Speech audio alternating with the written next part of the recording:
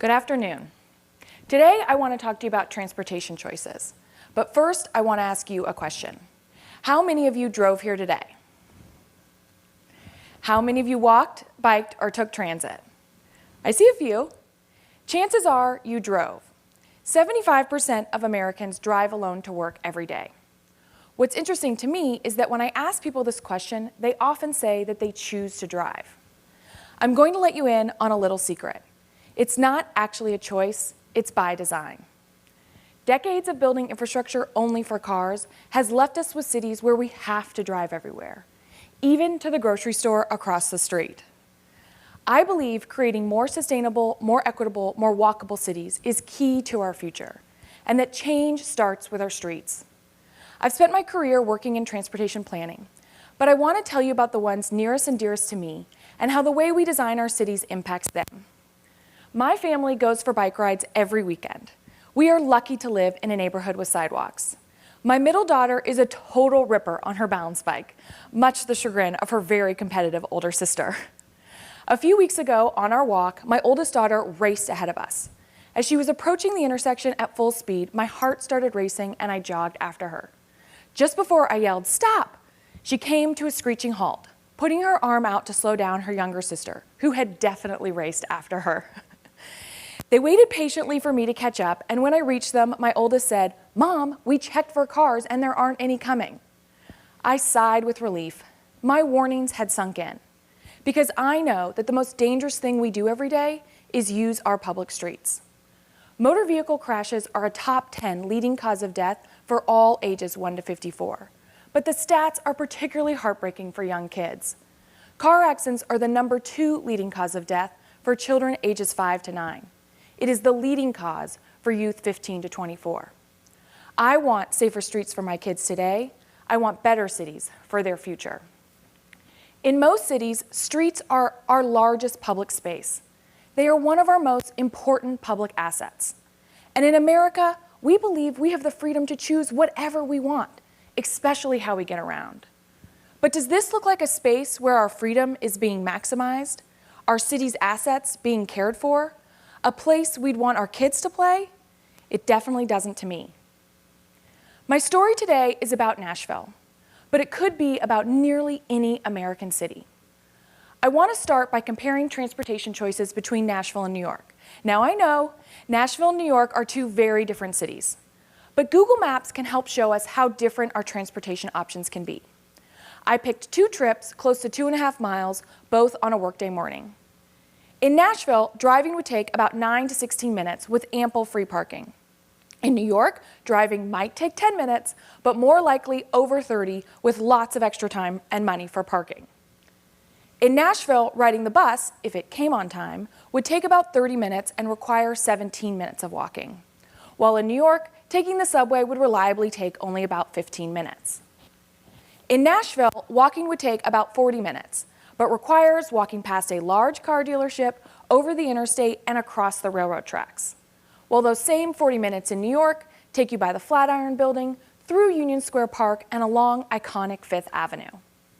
So which mode would you choose? In Nashville, I would drive. In New York, I would take the subway. In Nashville, even though we know choosing an option other than driving is better for our health and better for our city, we still drive, because choosing other options are inconvenient and often unsafe. The truth is, the choice to drive was made for us by others decades ago. We have been told a story that cars equal freedom, and that suburbia is the natural evolution of the American dream. But that's not entirely true. I'm going to share 4 examples of how our transportation choices were taken away from us. The first example is control over our streets. These are photos of downtown Nashville around 1920. You probably noticed that the cars are sharing the street, with streetcars, with pedestrians, even an American flag. A few years after these photos were taken, car companies invented the term jaywalking, crossing the street unlawfully or without regard for approaching traffic, and helped pass legislation across the country to make jaywalking a crime. And then, just to make sure there wasn't anyone in their way, they launched a propaganda campaign to shame pedestrians into complying with these new laws. They quite literally cleared the way for cars to take over our streets. The second example is the disappearance of streetcars. Nashville was actually planned around transit. There were streetcars on nearly all of today's major corridors. In fact, there were 17,000 miles of streetcar tracks nationwide.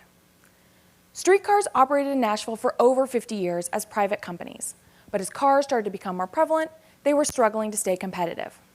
Then, in the 40s and 50s, a group of automakers stepped in and started buying bankrupt streetcar systems, eventually purchasing 46 transit networks. Today, less than 170 miles remain of the original 17,000. As tracks were ripped up, it helped create the legacy that public transit doesn't deserve public funding or space on our streets. The third example is missing sidewalks. For nearly 100 years, Nashville built neighborhoods without sidewalks. Before World War II, sidewalk construction was the responsibility of the homeowner, not the city. After the war, sidewalks in residential neighborhoods weren't required until 1991. But by then, the damage had been done.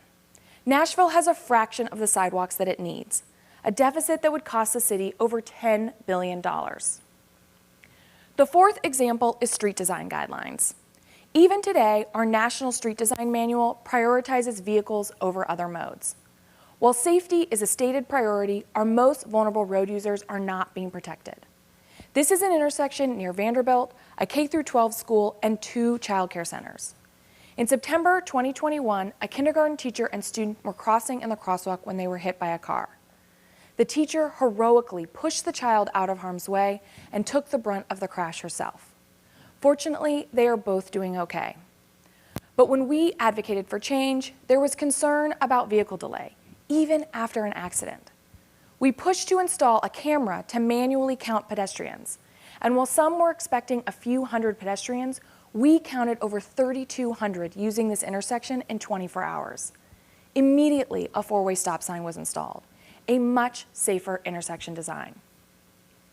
As pedestrians were relegated to crosswalks, streetcars disappeared, sidewalks never built, and streets engineered to maximize speed over safety, our streets became very unfriendly places for people not in a car.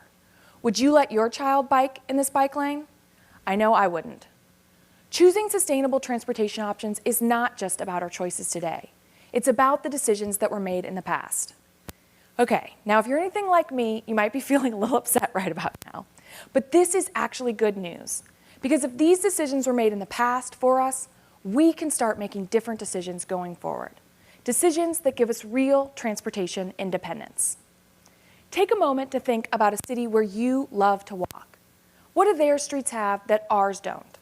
Wide sidewalks, street trees, more seating, more transportation options, interesting buildings, and slower speeds. This isn't rocket science. We too can have streets where we feel comfortable letting our children walk on their own. Imagine that. To do this, we must reclaim our streets. Streets designed only for cars are dangerous streets.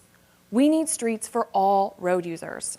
Small changes make a big difference. Every new crosswalk and stop sign matters, just like every blocked sidewalk tells a pedestrian that they aren't important. Second, we must invest in more transportation options, especially public transit. The legacy of the past is that 80% of federal funding goes towards roads and highways, leaving pennies for everything else.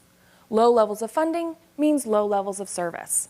High-quality transit attracts riders, but not enough people are riding transit today because we fund it to be a last choice option. Good transit lifts people up. Bad transit keeps them down. And finally, we must reject a 2-tiered transportation system designed only for those with cars. 30% of Americans can't or don't drive, leaving them with no options for getting around. This is the opposite of freedom. Many of our bus stops don't have sidewalks. Riders must wait in storm ditches. Quite simply, our transportation system keeps people from accessing jobs and schools. In the land of opportunity, we can't accept a second-class transportation system. When we change our streets, we transform our cities into more sustainable, livable, and equitable places. Places our children can grow and thrive. I know that's what I want for my daughters. So I urge you to get engaged. Call your local elected officials and tell them it's unacceptable to wait a generation for sidewalks on your street. Ask them for lower speed limits and safer intersections. Because when we prioritize pedestrians, cyclists, and transit when designing our streets, we level the playing field and make those real options we can choose to get around. Together, we can take back our cities, one street at a time. Thank you.